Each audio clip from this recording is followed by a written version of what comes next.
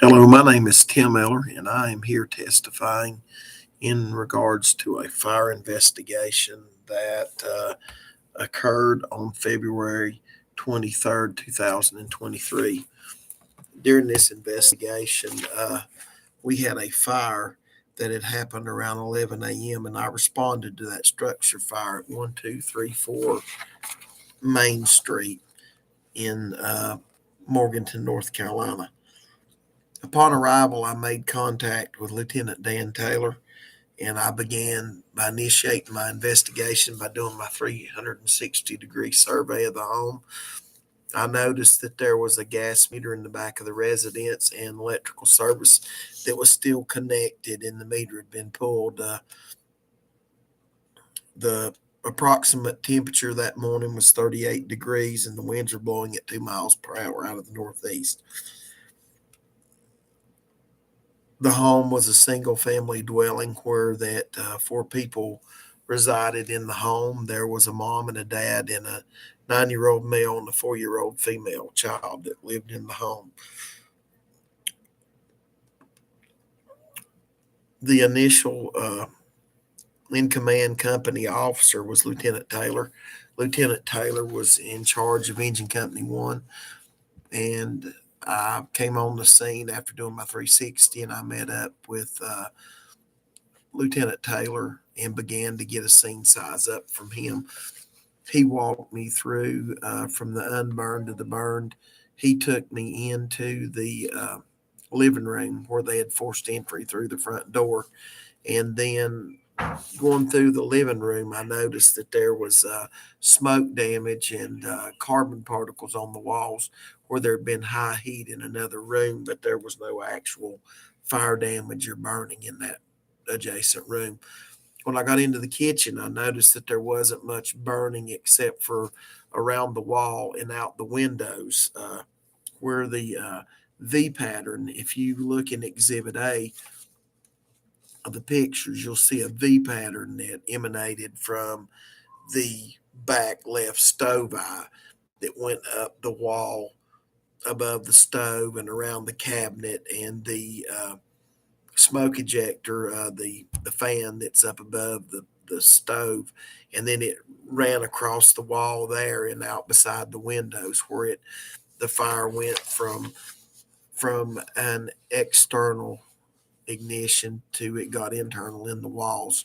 And at that point, it breached the wall and burned through to the outside. And the initial engine company, when they got there, they noticed that flames were coming out of those windows right there in the kitchen. They were able to advance an inch and three-quarter hose line and knock down the fire rather quickly.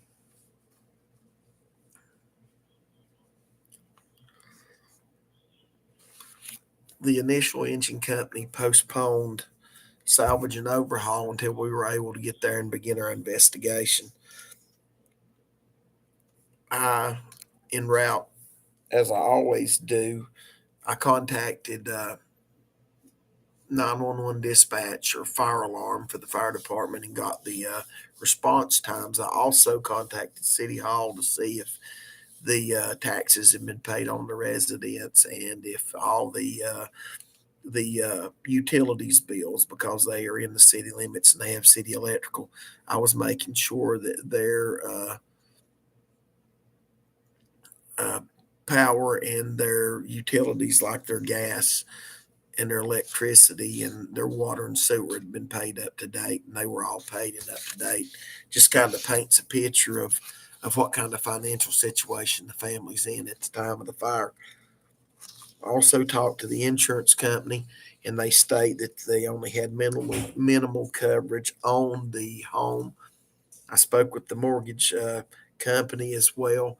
They said that they are up to date and current on their mortgage at this time, and that they're consistent in paying their bills on a regular basis. As I began to enter the kitchen, as I said, I noticed the smoke, the heat, and the fire damage in that corner where the stove and the windows were. And the V pattern was evident from that stove eye up the wall. Using the scientific method to investigate fires, I not only went with the primary hypothesis that my experience led me to, that it was a fire that happened on the stove. I didn't take anything for granted. I took samples off of the what you'll see in picture B and picture C, the matter that was found on the stove and the actual pot that was on the stove that had burned through.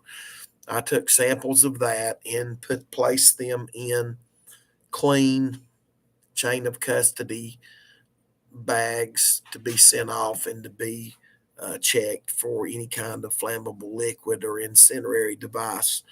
I also have sent off the switches and stuff in the stove to rule out any kind of electrical issue.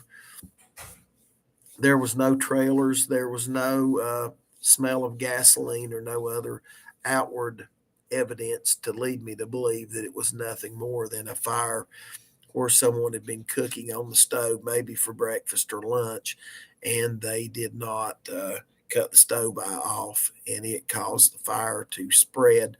Once the materials in the pot reached their ignition point, they began to put off sufficient vapors to combust, and they sustained combustion, and the fire growed, and it went into the wall.